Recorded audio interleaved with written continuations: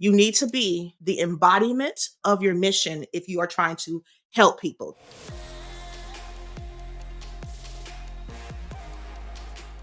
Welcome to season 2 of CUNTY Realness, y'all.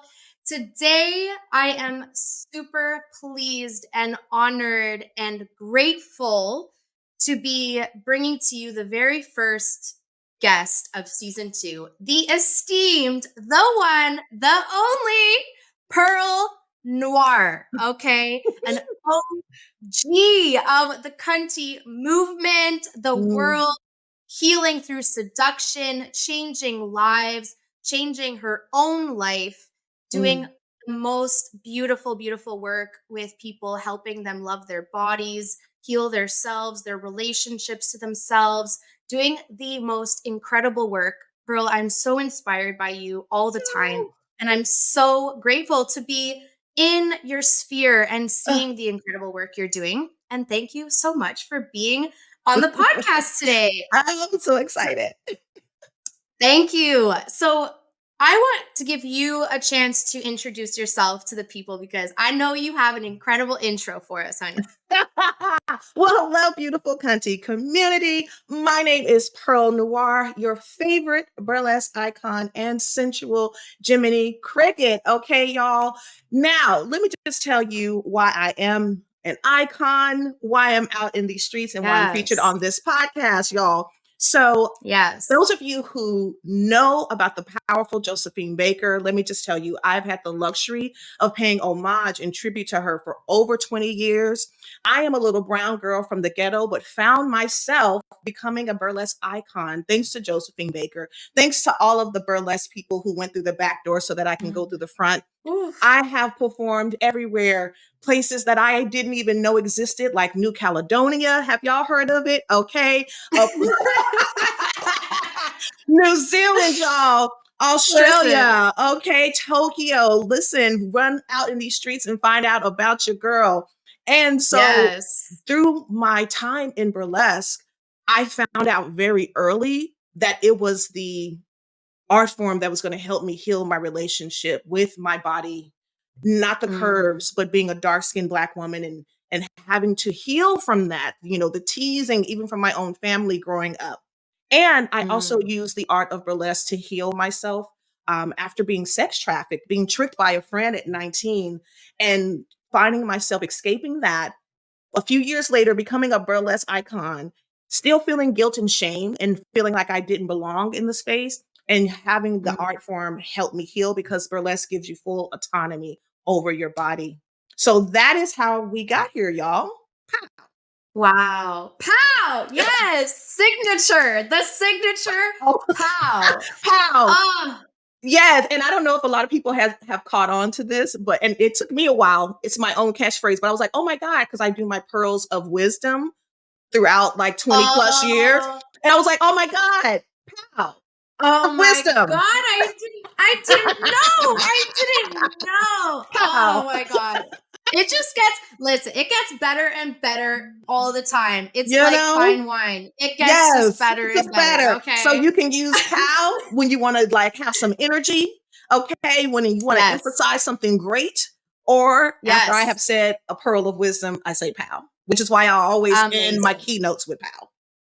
I love that so much. I'm so glad. See, we learn something new every day, and just I love podcasting so much, and having amazing people like you on here. I get to just learn incredible things and meet incredible people and get to know you better. Thank you. So you're so welcome. So thank you so much for already giving us some insight into your story, and we're going to talk a little bit more about that. And you mentioned a lot about how you healed yourself through seduction. Yes. How can you tell us a little bit about how you help others do that as well? So the first thing for anyone who's listening, when you're trying to help other people in your business, in your art, for your, like, you know, you want to protest, you want to change the world. A lot of times we think we're going to help people and change the world by doing things like, oh, let me share an image online and that's me protesting. Let me scream it out. And that is a part of it. But the best way you can show people how to do something is to live it and to be open enough to share that process. So that's the first way Ooh. that I help people heal themselves through the art of self-seduction, is by letting them be a witness to my journey. Right. And that doesn't mean I share every part of my journey. I keep some things to myself. I honor my boundaries. I honor the art of Sure. self consent. But first and Yes. foremost, I allow them to hear about my journey. And when they come to my workshops, when people see me out on the street accidentally, I'm in my fantasy. It's not a persona. So that's the Yes. second part. You can't Mm. have a persona. You need to be Mm. the embodiment of your mission. I'll say it again.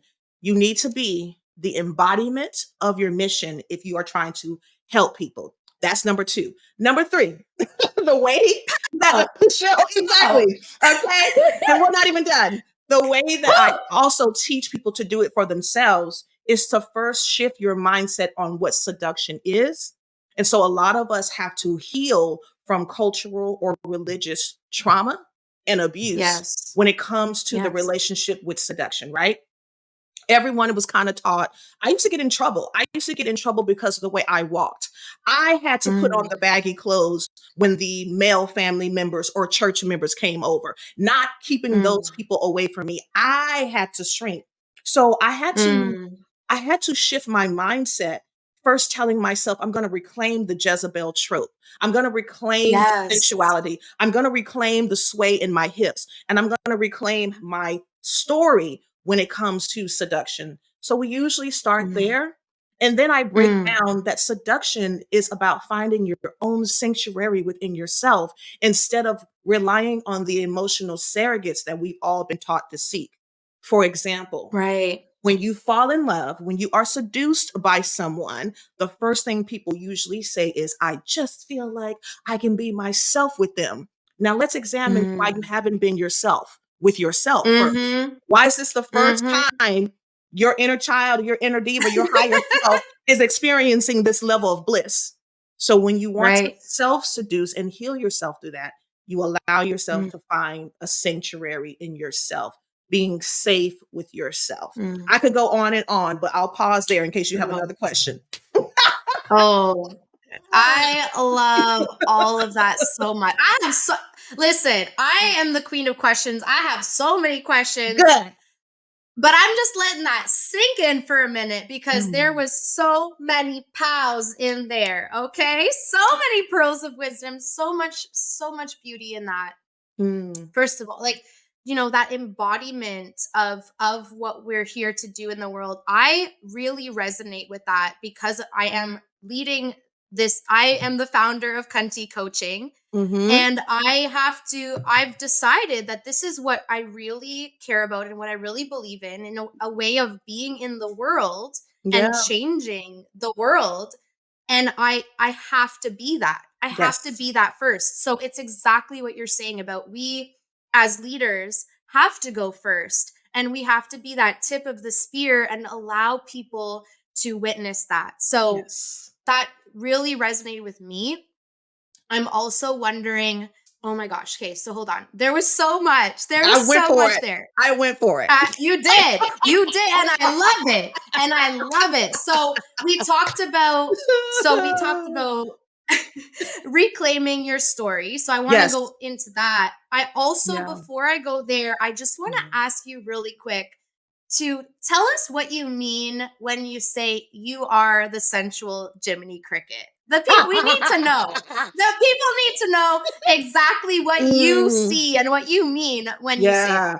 When I think of our beloved Jiminy Cricket, what made Yes. Jiminy such a good guide was that he had compassion, offered a lot Mm, of grace, mm, was a great example, but allowed Pinocchio to have an adventure, allowed Pinocchio to honor Pinocchio's curiosity, but mm, also did what a lot of people have a fear to do, which is step in and tell a loved one, hey, don't go down that dark alley. Hey, I don't know about you going with these people. This is feeling a little sus to me.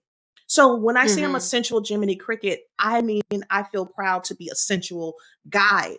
I'm not going mm, to heal you. I'm going to be your Mhm. guide while you heal yourself.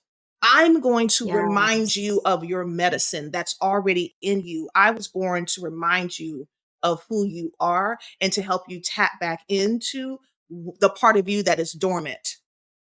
I Mm. am a guide towards your sensual freedom, your sensual liberation, your sensual reset. Mm.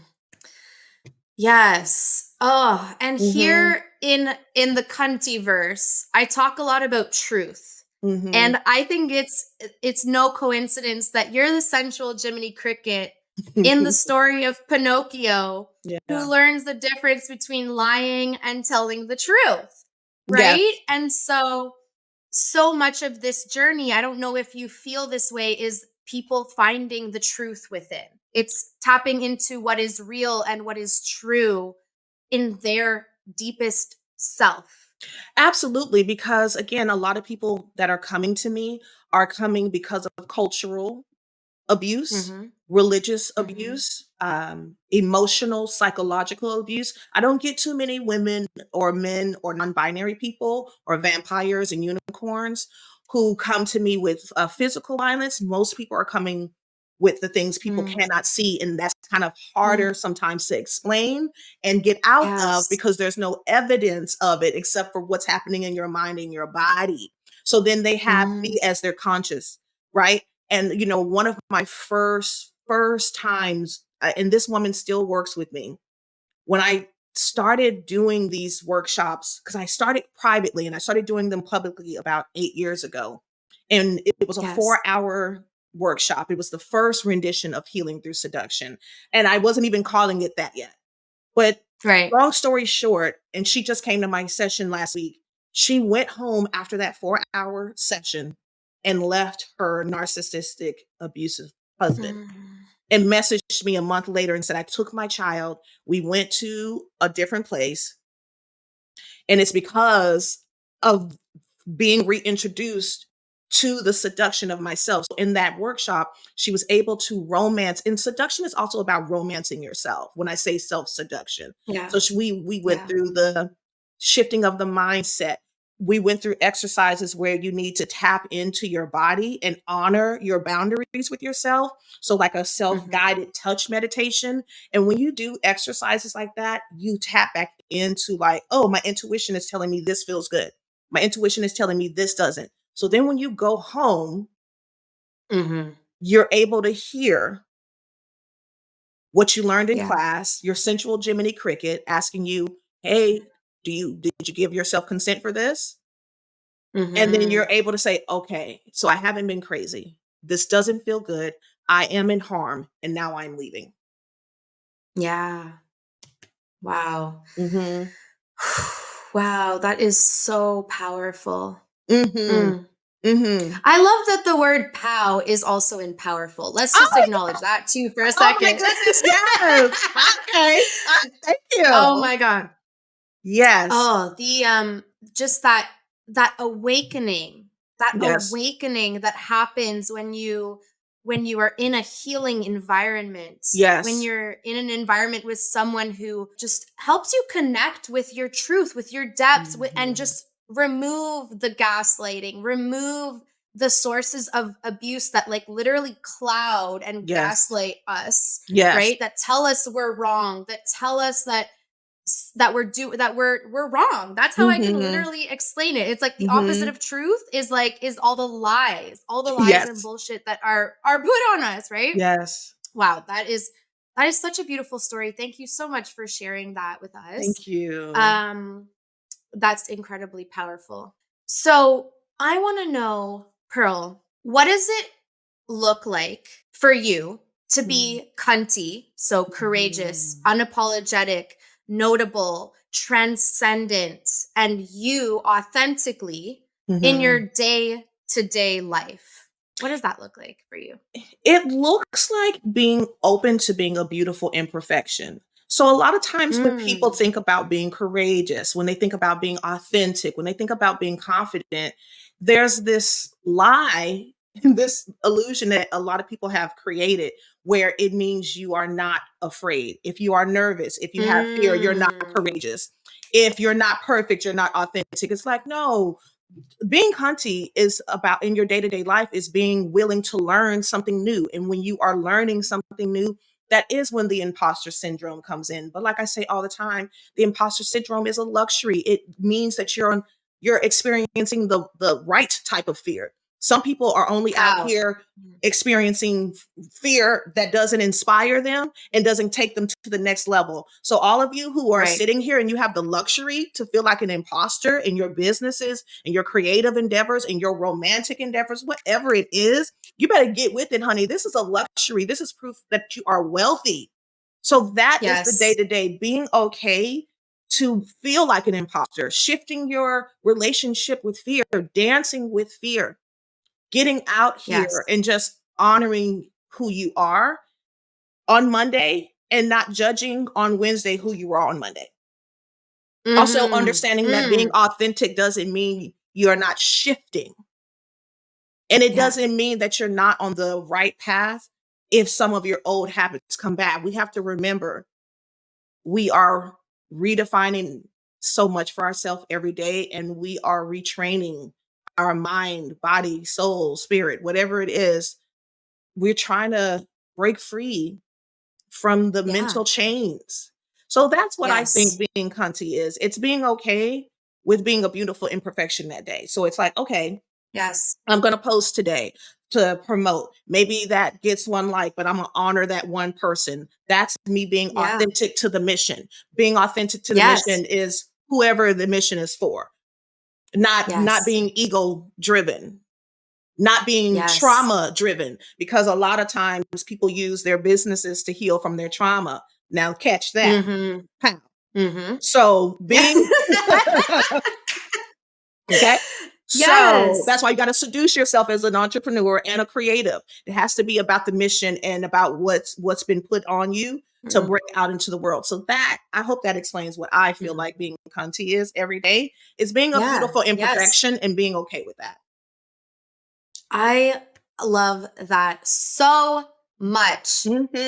I agree wholeheartedly. And actually, I was just talking about this in a newsletter I wrote yesterday. It's not about the fearlessness, like you said. I think as women, or women identifying people, we are often caught in this like weird in between of like, be fearless, but then also like you have to act like a perfect thing, you know, like in order to be successful. And you have to be fearless, and you have to like, there's so many things that are so constricting in the world, in the entrepreneurial world, especially as someone who identifies as women.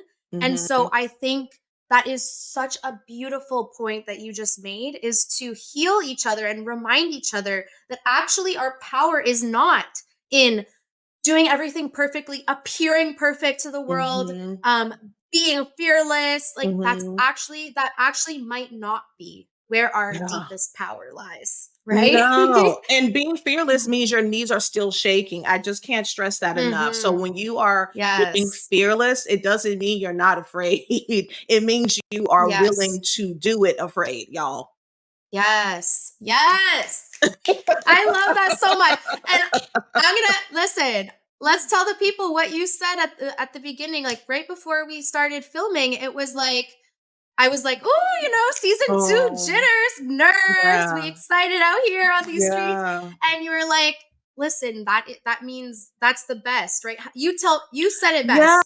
You were saying that you were nervous and like, you know, one day you won't have these jitters. And I said, I hope not. I don't wish that for you. I hope you always have the jitters. I've been performing on all kind of stages for 20 plus years, and I'm still nervous every time. I'm nervous every time I go live on Instagram. I'm nervous every time I post. And my goddess, I hope I have that luxury. You never want to take yourself or your audience for granted. So when you are being fearless, it means you are showing up with the fear and you are dancing with the fear. Not that you're stone cold, okay? Not that you're a robot. No, nobody needs that, okay, my Lord. We don't need that, honey.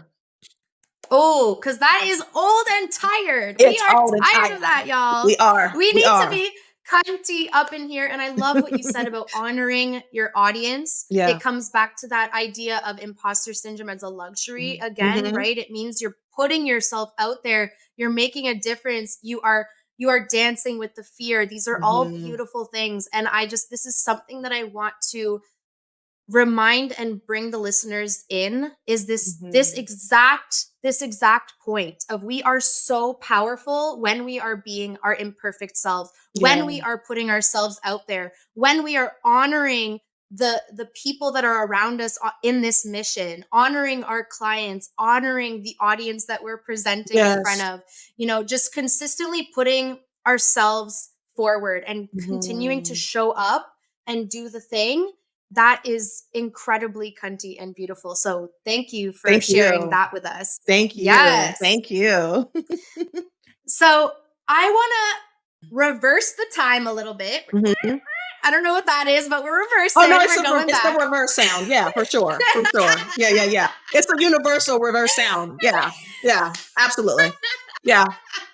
We're going back, and I want you to tell us about a time, because this is the cunty realness, and it's a lot about telling our stories again, so that we can see each other and witness each other and see our imperfections, our flaws, and the way that we transmute and utilize those imperfections and those beautiful things about us, and it be part of our empowerment, part of our story, part of our strength. So I want to know about a time in your life or in your business or both where you were being cunty. You had to be truly courageous, unapologetic, notable, transcendent, and you authentically in a time that was a hard time that you had to get through. What did that look like for you? And yeah, I have many examples. I think the first one I'll start with would be, now in 2024, there are many, Black and brown burlesque shows. There are Black and brown, we say BIPOC, festivals. You see interviews. You might even go to some shows and see a Black person there, an Asian person there, a biracial person. But, there was a time for me in like 2009 where I was touring, in an all-white show with Dita Von Teese. I was touring in different parts of the world. And I was usually the only person. And what was hard was understanding that my assignment was to be the only one, while also having some Black performers who came before me who were calling me a coon online. Right. For me, it was never the white people. And it's still that to this day. It was very hard not being supported by the other Black performers, being called a coon, being called a sellout, being called a token. And I know for a fact now I'm getting the standing ovations with 3,000 people. I'm nobody's token. I'm the right person for the job at the time. And so when you don't have support from the people that look like you, instead it could have been like, y'all, we are celebrating Pearl. Look at her going through these doors. Let's make sure that she's getting this love so that all of us can come through. But they weren't thinking about the bigger picture. And I was feeling like this was my assignment to get a lot of other Black burlesque performers in particular, because I'm Black. I know people get in their feelings where it's like, I'm doing this thing for queer people. And it's like, well, what about these people? Or I'm doing this thing for Black people. Well, what about the white people? All of us pick what's passionate to us. And it's like people who are trans advocates, they're trans advocates usually because they are trans or they know someone who is and they've been affected. So, let's not judge each other for our passions. I just want to throw that in there really quickly because it still is on point to what I'm saying. But for me, again, just back to the story, it was just really hard, really being alone. And then fast forwarding to where I made history, creating a pageant for us, because there's festivals for the people of color. And there's an all-white organization called Burlesque Hall of Fame that's had a few of us in there. I'm one of the more decorated people at that time, but I never got queen. And when I did get queen in New Orleans, the the producer didn't like that a Black woman won. So instead of promoting me, they promoted a white legend who I beat. So that's what inspired me to create the noir pageant, because I wanted to make sure I was in charge of my own legacy and create all these opportunities for other people of color. And it was people of color who were like, this is trash. We already have this white organization. So I had to be courageous in the sense of, and authentic to my mission, and say, but these Black and brown people don't like this. But what about the ones who have messaged me to say, I started burlesque because I saw you on YouTube. I started burlesque because I saw you in Dita Von Teese's show. So that was a time when I had to do that as a burlesque performer. And then I'll take it to my business. When I joined. Wait. Oh, go ahead. Hold 1 second. 1 second. I want to go a little deeper with you. Can I? Because just for people to understand, the listeners, right? Because this is why I started this show, is like, talk us a little bit through how you were cunty and rooted in knowing what your mission was, and rooted in your truth, right? To do that incredible work that you just said, and to get through that hardship where there wasn't anyone like you, and there were people, and that director of that show was highlighting someone else instead of you. How did you get through those hard times? I will say, for me, I've always known how powerful I am since I was a kid. You know, I used to sneak out of the house to talk to the moon. I was very aware that the adults were wrong for punishing me. I knew that my sensuality at like 8, 9, 11, that early, I was like, no, this is me, the sway of my hips. This is power. So I've always known that I am powerful. And I've always been very clear that I was meant to be this powerful performer who was going to change the world. So for me, I would say the how was, I just have had a deep connection to my mission and my ancestors at a very young age. And what I tell people who maybe don't feel like that, if you don't feel that, the how for you could be, you train your mind to say which audience is important. The one that I'm meant to help, or the one that's meant to be jealous of me. Oh, pow! So I would just always remind myself of that. And if you pay attention to the right audience, you'll see, because again, I was getting that hate, but I was getting people in the inboxes saying this is helping me. So for the business owners, for the creatives, you have to focus on the right audience. It's not the audience, you know, it's like when people, you know, are performing live at like a comedy show or a theater show and they pay attention to the heckler. That's not the right person to pay attention to. You're supposed to be paying attention to the person smiling at you. Yes. Ooh, you know, don't jump over the dollar bill to get to the quarter. So hopefully that answers your question, but that's truly the simple way. I just have always been very focused on the right audience. That's incredible. And I'm just so blown away by that power from such a young age. Because I was someone who like didn't have a lot of self-esteem and self-confidence at a young age. I didn't have self-esteem, but I knew about my power. So those are two different things. Okay. Can you talk to us a little bit about what the difference there in your mind? In my mind, I hated the way I looked because I was called ugly every chance anyone had. But the one thing no one ever beat me up for, everyone agreed, even my bullies, that I was a powerful performer. So I always knew that there was power in my movement.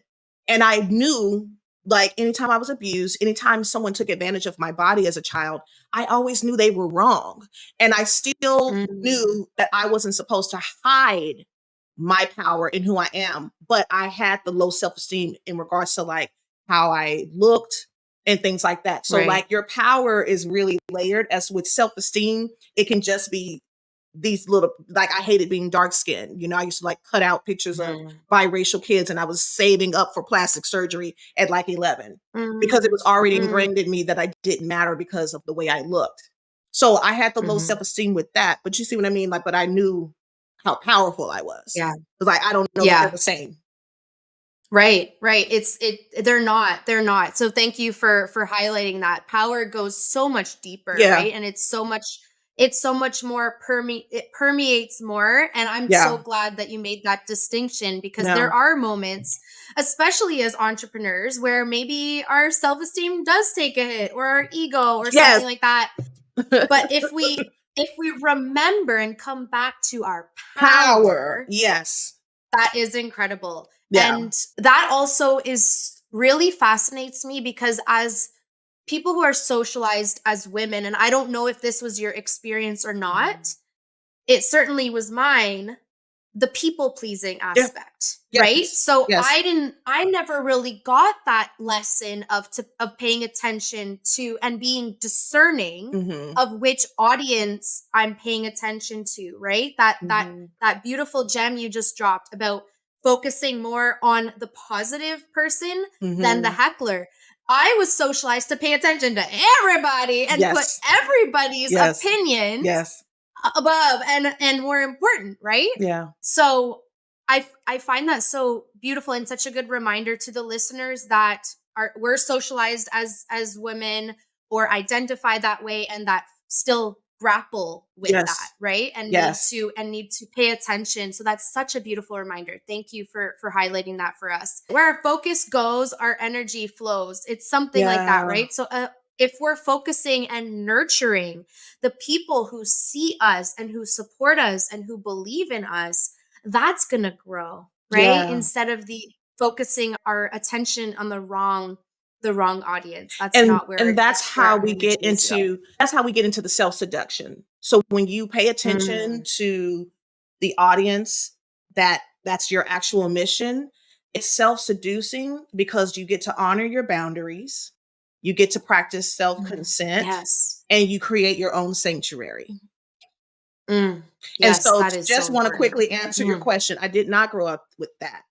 I grew up, my family taught me very early to protect my abusers. So no, I didn't grow up with that like many of us, but I knew it was wrong. And I said, as an adult, I'm going to shift this. And so when I started doing burlesque, I really saw burlesque as this door, you know, like Narnia. I was like, I'm walking through this door. Okay, I'm in Narnia now. Really? Yeah. And I get to create the story. And so in creating the story, I said, I'm no longer going to deal with bullies. I didn't have a choice then, but I have a choice now.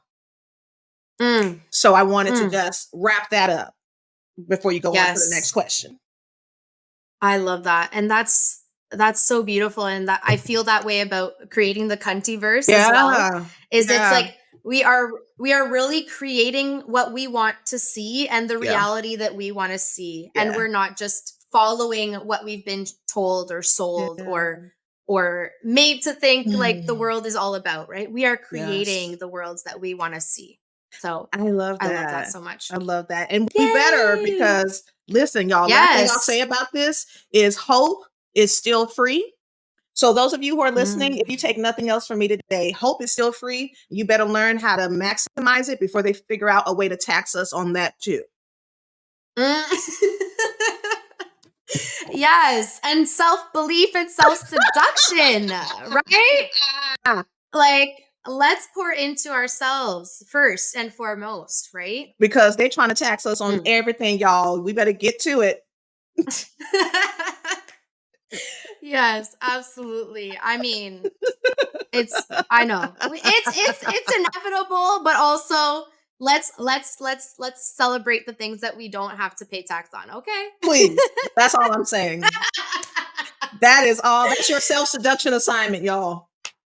Yes, pour into hope. And what does hope mean for you, Pearl? Why hope? Hope is an opportunity to let that inner child finally have a voice. Ooh, yes. Finally, because at some point, most of us had to grow up way too fast. And when I say that, I'm not saying that you had a terrible childhood, but at some point you weren't allowed to talk to the so-called imaginary friend a little too soon. At some point you had to stop jumping up and down and dancing. At some point someone told you no one is there. At some point someone told you not to grab that tree, and run up to it and hug it like, oh, calm down. So that's just a hopeful existence where hope for me is just about living this orgasmic, uninhibited life with your thoughts, right? With your voice, with your heart wide open, right? With your root intact, meaning you are open to who you are. You're grounded in yourself. You're grounded in gratitude. So that's what hope is for me. But like I said, when I really think about it, I think it's finally letting my inner child have a voice. I love that. That's so beautiful. Thank you. And that is an example of healing, right? That is that is being discussed a little bit more in certain therapists and mental health circles, is also this idea of healing the inner child. So I'm glad that you bring that into the conversation. And I've never heard those two put together, of like hope and inner child. That's so beautiful. Just writing that down real quick. Yes, please do. Sometimes the things just come to me. The gems, they just come. They just come. Yes. I want to make sure I say that online. I think some other people could use that. Yes. And they will live on in this podcast episode as well. So Perfect. Thank you. Perfect. Yes. The gems are they're flowing. The gems are gemming. They are the gems flowing on the through. Gems are definitely gemming. Yeah. I adore you so much. I adore you, honey man. This is so fun. Are you? Oh, thank you. I agree. Of course it is. That's why I do it. I'm having a good time. I would not do this if it was not fun. I'm so glad you're having a good time. Oh, these conversations, like, they're my whole life. This is what I love to talk about, what I love to do. Can I ask you a few more questions? I would love it. Let's go. Let's get into it, honey. Amazing. So I want to know. So thank you for telling us about a time, right, in the past when you had to be cunty and it was hard, but you did that. I want to know. I want to come back to to now, not future, to the present. We're going now. We're going. We're coming to the present. I want to know a decision you're currently facing, something that you have to be cunty in right now, something that's scare-sighting you, right? Stirring up some of those fear juices that we were talking about. What is an example of something like that now? I would say something that is beautiful and terrifying right now is the decision to be seen as a truly even more unconventional burlesque queen, right? The showing up and showing people how to live a burlesque lifestyle versus showing them burlesque performances while elevating this burlesque business, elevating the burlesque vision, creating this burlesque legacy, this burlesque revolution, while trusting that my position in the world of burlesque will remain intact. As I think about the bigger picture, as I think about approaching business professionals who are now starting to gravitate towards me, but this has been like an 8-year process. There was a time when no business person would talk to me. They didn't want to collaborate with me simply because of how people perceive burlesque and the word seduction, right? But you got to keep going because I knew what the mission was. And so now putting myself out there more in the sense of talking versus moving to get the burlesque point across, talking about being trafficked, right? Something I never wanted to talk about. This happened when I was 19. I'm 44 now, and this is my first time talking about it and being afraid of what has happened, which is family members saying that I'm lying. I was at the, We Should All Be Millionaires conference with you. And I had somebody say, oh, I really love someone in the club that was like, oh, Robert showed us this beautiful keynote. did you lie? Was that a made up story just to like make it look powerful? So the scary part is putting the fact that I was trafficked by a friend out there to help people really see how far burlesque can take you, and having family and strangers accuse me of lying.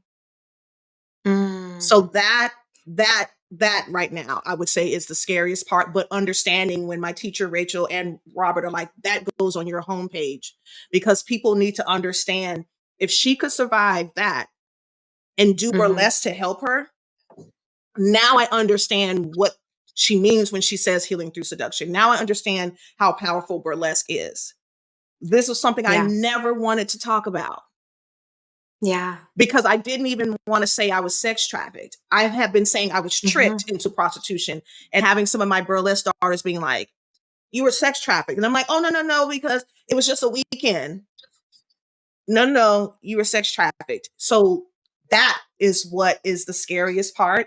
But I do see that it is bringing so many people to me to tell that truth. And I want to say, but I have honored my boundaries. That happened when I was 19. I'm 44. You wait to tell your story when you're ready, to anyone who is listening. So being vulnerable doesn't mean being reckless with yourself.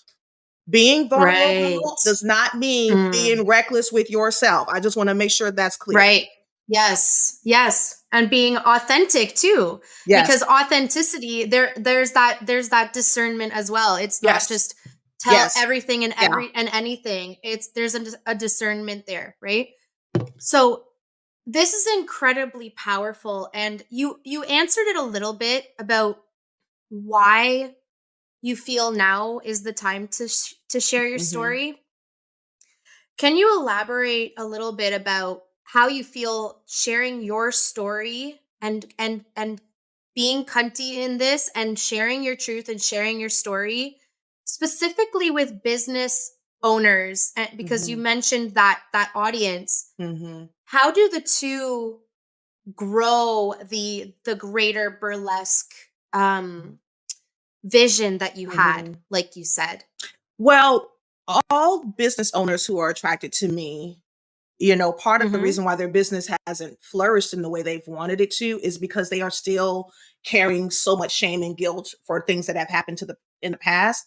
And so all of the business decisions are trauma based, right? Then they're made without listening to your body. So that's why learning something like burlesque is great for entrepreneurs. It's great for performers of any kind. It's great for stay-at-home moms. It's great for anyone who is feeling disconnected, who's feeling numb. And so what better way to get through to someone than to tell them about a time where I was numb and was forced to sleep with someone. I had to numb myself. I was forced to have sex with a man. I'll never forget this. We were in his apartment with his wife sleeping in the next room. And I crawled over children sleeping on floors to service him in his bathroom. You're talking about numbing yourself. You're talking about being disconnected. I had to. But as soon as I got back in that car, I reconnected to myself, and I spoke to my ancestors, and I spoke to that moon, and I said, no, this ain't it, man. Somebody better hear me, and somebody better get me out of this shit now. And the pimp had a dream to let me go that night, and the next morning released me. So I know what it is to be numb. I know what it is to be disconnected. And I know what it is to trust in your vision, a vision that's bigger than you. I knew that was not my mission. So you as entrepreneurs, you got to trust your mission, even if you're being pimped the fuck out. And you might not be pimped out by an actual pimp. Maybe it's the system pimping you out. Maybe it's your corporate job pimping you out. They won't even let you take a damn sick day, and you've never missed a day for 20 years. You're being pimped out. So I hope that answered the question. 150,000%. And for the people listening, it's mostly entrepreneurs who listen. And what would you say to someone who's listening to this episode and doesn't quite know if they're numb or not? Because that happens sometimes, right? Sometimes we don't even know if we are or not, if we're tuned into our body, if we're not, if we're betraying ourselves, or if we're not. what would you say to someone to help them just kind of tap in and say, Mhm. oh, actually, I am being numb? There are a few indicators. One, we Mhm. want to be willing to tell the truth. I'll say this. If you can Mm. ask yourself and you can say, I don't know if I'm numb, then you are. Correct. Let's start there. Facts. Let's Okay, just, we'll start there. that's number one. That's the first indicator. Okay. I have a few Right. more. I got a few more for you, but I want to start right there, y'all. I love you. And I want to start there. I want to give you a big old poof. Okay. To the Yes. body. Pow. I want to give you a good old pow to the body. That's the first indicator. The second thing is when you make your decisions, are you in fear that someone will not love you, respect you, or show up for you? Right? Then that means that you are most likely forcing yourself, which means you're going to be burnt out or you are already burnt out. That is an indication of being numb and disconnected. Right? And I would say the last indicator would be that you haven't allowed yourself to be intimate with yourself. That's crying when something good happened. That's crying when something traumatic happened. That's pausing. That's resting as an entrepreneur when something good, bad happened. Right? So the numbness is being on autopilot instead of on human pilot. Right? So those are three indicators for me. That is incredible. Thank you for sharing that. Like, this is healing. And this, like, someone who's listening to this episode didn't know that they were about to be all the way, like, shown that they're actually numb right now. Okay. We all pilot.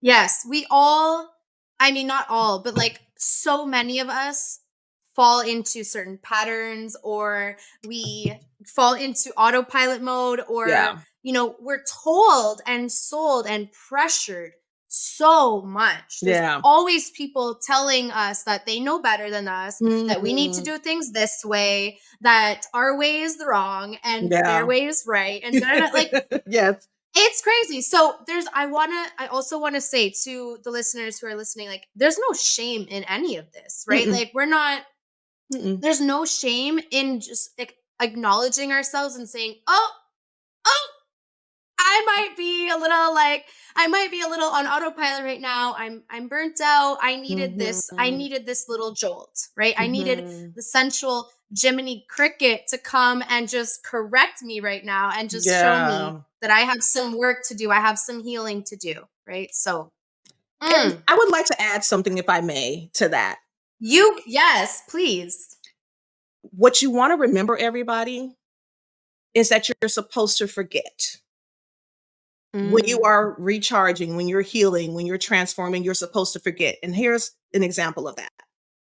No matter how old we are, we will forget to eat in a timely manner. And our stomach, stay with me. I'm here. I'm driving you home. Stay with me. Our stomach will what? Growl. And what we'll say, oh, I forgot to eat. And what will we do? We'll happily skip to get some good food and something to drink with no judgment. But we will judge when that spirit growls. So when you forget, when you are numb, you just forgot to eat. You just forgot to nurture yourself. So honor the growl and eat again. And understand, just like we have to heal the body with food several times a day, we all have made a commitment to eat every day to heal our body over and over. You have to make the same commitment to the spirit, to the mind, to the sensuality. So I just want to offer that. I want to offer that truth. And so it's in a way that you can truly grasp it. Yes. That is so beautiful, and such a reminder of the shames that we carry, right? And the stigmas that we carry around certain topics and certain things. Like, something that shouldn't have a shame or a stigma attached. Something as similar to, like, such a good analogy, right? To hunger or to any other bodily need or function. We're doing it every day. Yeah, and we just need to be taking care of ourselves in different ways. Yet there are ways that we put more value on than others, or there are ways that we say, "Oh, this way doesn't matter," or I can just put that off, or just like put that in a closet and call it a day. Meanwhile, there's growls happening, honey, and you're just ignoring those growls. Company is over. We're all pretending like we don't hear the growls. Okay, but it is mad loud. Let's get some food in there, girl. Let's eat, honey. Yes. You're just hungry. Pearl. Take us home. Okay. Because the people have growling happening, and they need you to help them feed these growls. Okay. We need to know. Crunch, crunch, crunch. We need to share with folks how you can help them heal through seduction, because already in this hour together, you have really provided some concrete, solid steps to healing. You've shared your story. You've given such beautiful generosity, and the people are hungry. They're hungry. Okay, they're hungry. We gotta know. They want to know how to heal through seduction with you. Perfect. The first thing I would say is to download my free ebook that I'm going to provide all your listeners. In that ebook, it has some of my most requested Healing Through Seduction rituals. So like the reverse striptease, which teaches you how to embody that inner burlesque queen diva while you're in the shower and when you get out, to help you kind of slow down and reconnect, right? The I'm a Beautiful Imperfection, which is one of my affirmation rituals that I love. You know, how to imitate the sun. So this ebook is going to show you some fast action rituals that are 60 seconds to 5 minutes. Because I know one thing people love to say is, I don't have time. Girl, you just talked about you just talked about your Netflix and chill day. What you mean you ain't got time? Girl, listen, you can lie to yourself, but you cannot lie to me, actually, because I'm your sensual Jiminy Cricket, so I know better. I know all the tricks, which is why I like to start people out with like the ebook. And once you're in the ebook, right, you'll be into my Healing Through Seduction newsletter. And I send like 60-second rituals via my email, and you'll be invited to a free preview of one of my live workshops, or you can opt in for the automated one, which is a recording, so that you can just do it at the comfort of in your home at your own pace. But I highly suggest starting with me live. And, then we've got the good old Instagram, where I have made a commitment to doing, more live workshops there as well. So we've got options for you, but I would say your assignment to start, anytime you eat, this was my first assignment I gave myself. Anytime you eat or drink water, you seduce yourself with a beautiful, comforting, powerful thought, romantic thought about yourself. So when you nurture your body with the food, you nurture your mind, body, and spirit, sensuality all together. That is such a good tip. Oh, I love that. And anywhere in our day where you can infuse a little more love, a little more self-seduction, please, let's all heal ourselves through seduction, y'all. Please. One more question, Pearl, is, do you offer virtual intensives now? I do. And so the preview is a virtual event. Sometimes I use the good old fashioned Zoom. Sometimes I don't. Sometimes I use a platform where no one can see anyone. The only person that's on camera is me, because I just know all the tricks. And sometimes when it's on Zoom, when it is on Zoom, I make people turn the cameras off, because people are looking at this person and looking at that person. You need to pay attention to yourself. So I, with the encouragement of some of my coaches, it's like, let's try this virtually. I just had my first virtual intensive. It was a 4-hour intensive last Saturday, and the people wanted to stay on. Yes. I was like, y'all, we gotta go. Time is up. And of course, with the 4 hours, we took breaks and things like that. And it was beautiful. It was a beautiful experience. So yes, I do offer those now.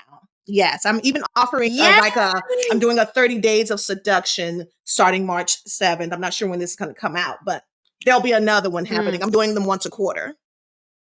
Yes, this will absolutely be released in time for that. So if people grab your ebook and are on your list, then they will Yes. know about Yes. these Yes. intensives and Yes. options, right? Yes. But I'd like to take the people slow, Yes. give them just give them a little Mm, tease mm. first and make sure they feel Yeah. comfortable. Okay. And then then 100%. we're gonna go Yeah. in. Yes. Oh, and I'm going to give you an unsolicited testimonial and I'm going to share with the people because they need to hear it from Oh, like other people too. Yeah, people all need these social proofs and stuff, yeah. okay? I Listen, y'all. appreciate it. I You're so welcome. I had the utmost pleasure and honor of investing in Pearl's Healing Through Seduction subscription community. Mm. And I still, to this day, I don't remember the exact dance moves, but there was this one routine, Mm. y'all. It changed something. It did Mm. something in here, and I still have that song on my playlist. Every time it comes on, you better believe and know that I am Oh, thinking of wow. that dance routine. I'm thinking of that self-seduction moment. I'm thinking of me making the time in my Mhm. schedule Mhm. because you hit the nail on the head. We tell ourselves we don't have time, but it's because it's something maybe new. Yes. Or maybe it's something that it's new. It's not something that we've done Yeah. before. So it's like, Yeah. oh, I'll get around to that maybe like next week or something. No, we have like, so I remember that when this song comes on, and music is one way that like we really take in a lot of Yes. That's information and like true. healing That's true. through Yeah. music. Yeah. So, I mean, this is just one example, was that dance routine and Mm. being guided by such a caring, compassionate, thoughtful, fierce, Thank confident you. leader. Like Thank you. it was the thing of dreams. And I can't wait to just be able to integrate that more in my daily world, my daily routine. We're working Mm. hard. We're working Yeah. towards that. Yes. In the meantime, I still also in the shower, I be thinking of Miss Pearl, and I'm thinking, okay, let me not rush this. Let Yes. me not rush this moment. Let me think about this water falling on me. Yeah. Let me tap in. Yeah. Okay? So this, I just need you to hear that and know that, Thank and you. just add it to your bank of like already amazing, Mm. incredible testimonials, because you're doing incredible work. And I want to encourage everyone who is listening to this episode to take that first step, right? Mm. Even if you're not ready for the full thing, take the first step, get the ebook, start to just open your mind, because obviously listening to this episode, your mind's already been blown wide open. But like, take that next step, right? Take that next step, investing in yourself and choosing yourself and saying, this is for Mhm. me and only me. This is Yeah. for me. Yeah. And starting to explore healing through seduction. Thank you so much for that. I really am so grateful. And yeah, I want everybody to start with the first step. There are many options. The membership is going to open back up. I'm going to still do monthly. At first, I was thinking of only doing the yearly, but I'm still going to do. One of my coaches was like, "No, let's still do the monthly." But I just want to say, Mm-hmm. y'all, remember when I said I was a sensual Jiminy Cricket because I'm the conscious? And you just said that you like hear me sometimes, and everyone does. So Yes. that's why I call myself Correct. the sensual Jiminy Cricket, because I'm in there. Yes. It's like, oh, Yes. just a cute little reminder to eat. That's all Yes. I'm really telling you to Yeah. do. It's time to eat again. I'm like, are we going to pretend Yes. like you are not having this growl going on? Mm-hmm. Yes. And paying attention to it and allowing it in and saying, I see you, I hear you growl, and I raise you 10. Yes, Okay. that's all. That's all. That's it. Oh, Oh, thank you thank you. so much, Thank you. Pearl. This has been an absolute pleasure to have you on the podcast Thank today. I know you. that lives have been changed today. Mine has. Thank you. I'm And glad. it's an honor to have you here, and Oh. I can't wait to hear from you again. Ditto and ditto. Thank you, beautiful CUNTY community. I can't wait to connect with y'all.